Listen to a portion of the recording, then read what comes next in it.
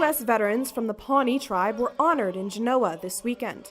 Nebraska is naming a part of Highway 22 in memory of Pawnee Scouts and their service to our country, and particularly in the development of the Union Pacific Railroad.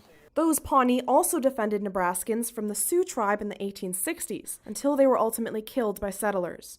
The location of the dedication, a previous Pawnee village, from before the community had been expelled to Oklahoma. Some of our ancestors are still here under this earth.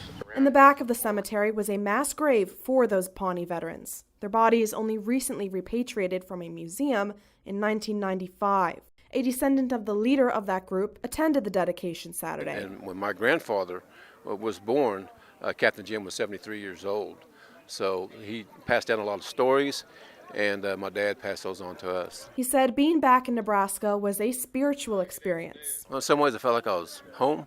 It's a really humbling experience. I really can't explain it. It felt good to be, back in the Pawnee lands. The head chief of the Pawnee Nation also showed up, saying these veterans are incredibly respected in the nation.